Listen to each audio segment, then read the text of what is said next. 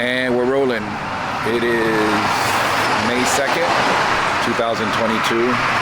Back in Orlando, Florida for a shindig soiree at Disney that I've been invited to. What is it exactly? Service celebration. It's a service celebration. It takes place tomorrow. So while we're in Orlando, we were talking about all the crazy crimes that have taken place here in Orlando. There's one in particular that happened when I lived here back in 2006. Let me turn the camera on.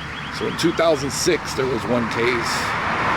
No, it's not the Casey Anthony, Kaylee Anthony. Everybody's covered that one. I'm not going to do that one. Well, back in 2006, it was in January, and I know now from looking that it was January 23rd. But here in the local news, there was a story that quickly became news everywhere. There was a young lady named Jennifer Kesse that went missing. So all over the news for a couple days, you kept seeing the picture of a real pretty girl that had gone missing, if anyone had any information. She lived at the condo right behind me. It's called the Mosaic. She had just recently purchased a condo just a few months before. Jennifer Kesse was from Tampa, Florida. She graduated from Vivian Gaylor High School in Tampa and then moved here to Orlando to attend UCF, the University of Central Florida. She graduated from UCF in 2003, and at the time of her disappearance, she had just been promoted at her job as a finance manager at it's the top timeshare company. It's the Westgate company that's based here out of Orlando. As a matter of fact, we watch a show called Queen of Versailles that's about the wife of they own the Westgate company. They built a huge house here. It's like the largest house in the country. The show's called Queen of Versailles. That's kind of cool. But Jennifer Kesse, let me turn the camera around one more time. So at the time that Jennifer disappeared, which was January 23rd of 2006, her and her boyfriend had just returned from a vacation to St. Croix. They had a little bit of a long-distance relationship. He lived in Fort Lauderdale. He had his own career going on there, and she had one here in Orlando. When they got back, she spent the night at his place in Fort Lauderdale. And then Monday morning, when she had to get back to work, she drove to her job straight from his condo. She was last seen by anyone that knew her just after 6 o'clock when she left her job on January 23rd. She called her dad as soon as she got to her car, and her father says that during her drive home, they talked about her vacation, how good it went, that her and her boyfriend were discussing the big move. They were going to move in together.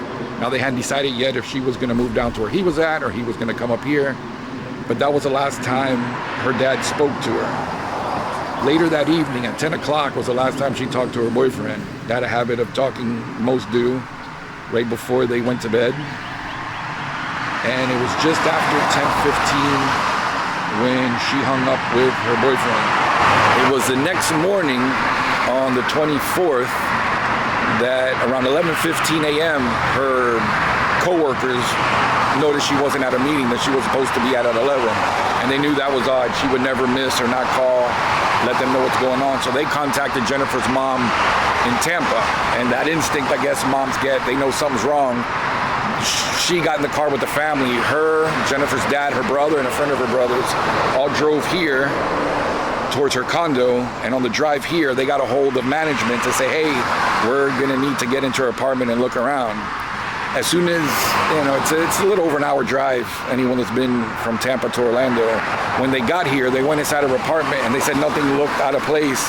There was a damp towel draped over a chair, like she had just gotten out of the shower. Her bed looked like she slept on one side of the bed, and on the other side of the bed, her mom said was a routine where she would lay her clothes out, 2 or 3 dresses, and she would pick one from the day before. And the only things missing were things that she would have taken with her phone, her purse, her keys. Unfortunately, don't have anything to do with this. She used to carry a can of mace on her keychain that was still on the table in her apartment because when they traveled, she had to take it off to get through the airport, so she didn't have that. We tried to get into the condo complex of the mosaic. But man, do they have strict security to get in there. Don't have anything to do with what happened here all those years ago. It's been just over 16 years. She disappeared, she was 24. She would have turned 40 this month. It's May 1st, and her birthday is mid-May. She'll be turning 40 in just a few weeks. May 20th. We tried to get in. Her actual condo is just around the corner. It's over here to the right. It's one of the last buildings on the property. There was no way they were letting us in. Big no trespassing signs. The guy told us our car would get towed if we left it there. And there's no way to get past the gate. Even to walk in as a pedestrian, you have to have a charger's flying. You need a key code, a pass code to get into the complex. But there's a picture that I have that I'll post of her mom and dad outside the doorway that goes up to her building. And her mom and dad didn't leave her from the day she disappeared when they got here. They didn't leave this property for over 5 months. They made this the Find Jennifer headquarters for the next 5 to 8 months. So it was about 3 days into her disappearance when they showed her car that wasn't here, that someone at an apartment complex, another condo complex, it's just about a mile from here that we're gonna head over, said, hey, I've seen that car. That car's been parked at our complex for the last 3 or 4 days. And that's where the next twist and turn of the case takes place, where Jennifer Kesse's car was found. We're gonna head over there now. So now we are just over a mile from Jennifer Kesse's condo. This apartment complex is called Huntington on the Green. Yes. It was here that a viewer watching the news saw the car that they're looking for, the Jennifer Kesse's car, and they're like, wait a second, it's been parked here. Now there's a crazy twist that takes place here. We just parked a car, and we don't know if it's a coincidence, but as soon as we parked, big security car with a big dude. Now this guy's security, and he's all, you know, decked out like he's some damn military. Watch him be right behind me, isn't he? And a K9. The dude is like Paul Blart, but he's acting like, I don't know. But he's out there. He parked right next to us, gave us a little stare down, and walked away. Hopefully there's no K9 in his truck because it's not running, and he went inside. But here at Huntington on the Green, let's see how much we can show you. If not, we'll tell the story somewhere else and show pictures. But what happened here was absolutely crazy. So this is the complex where her car was found. We parked in the same exact spot that her car was found in. And we'll show you the Paul Blart's car where he parked right next to us. Should we go all the way around and go to the camera? Well, let me show you where the car was parked. I'm gonna pause and turn the camera back on when we get there. So right here, it was the second spot next to the pool that Jennifer Kesse's car was sitting for 2 or 3 days when someone called in and said, hey, this car's been here. And this is the guy that pulled in right next to us. There's lots of photos online of her car parked right here in this spot. You can see the same brick building in the background. That railing along the pool looks the same. But the part where we were saying that's absolutely crazy here is that they have surveillance cameras here. And for 2006, as in like today, where everybody seems to have a Ring doorbell or really fancy camera on hotels and businesses, back then having anything would have been something. But it wasn't a live streaming camera like they do now. It was one of those cameras that snaps a photo every 2 or 3 seconds. And it just so happens that they looked for the night that her car pulled in, and they have footage of her car coming in. It sits here, and someone sat in the car. They have the exact times, like 26 seconds or 28 seconds. They sat in the car, and they're assuming that what they did was wipe down, you know, any latent fingerprints or anything that was on the steering wheel. Because they were in there for 26, 28 seconds, and then they walked along this gate, and there's one camera that caught the person. And the suspense is gonna end here when I tell you what the craziness about this. One more stop, I'll tell you what the craziness was. So here it is. The person, they say white male. I can't tell from it if it's a man or a woman. They walked right along here. And the camera that was taking the pictures is still in the same spot. Don't know if it's the same camera, but it was right inside there. And it snapped the pictures, and by pure luck for the person that drove Jennifer Kesse's car, they walk right past this gate here, and it snapped a photo. These bars are still here. It snapped a photo when their face was right here. This sign wasn't here. They walked past, and then it snapped another photo when their face was right here.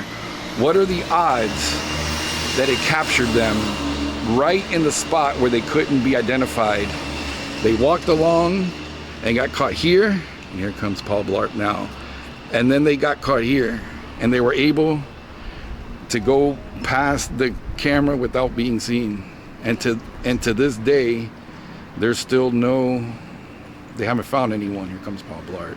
Tell me. You can see this yeah, and in the background, you can see the brick wall right here. All that hasn't changed. It's been 16 years, and it still looks the same. I wonder if that's the same. So did we cover as much as we could for Jennifer Kesse? Yeah, I think so. I think it's crazy they haven't found anything. And her poor mom and dad, they're still in Tampa. They still, just a few months ago when it was the 16th anniversary, they came out and they keep wanting to know who that person was in that video. I'm gonna show the pictures if I can find the clip to show it. But what are the odds that it snapped a picture right when their face was along that one beam or the thicker part of the gate, and then right when they got to the other side of it, same thing. It blocks their face on both pictures. But all right, we'll try to go track down a few more crime locations. That covers the Jennifer Kesse. Man, she'd be 40 or almost. In a couple weeks, she turned 40. Same age as you. Yeah. That's nice of you. So, what do the kids say? Like, subscribe, and we'll be back with another crime story, one of many that are around here. Yep. Okay, adios.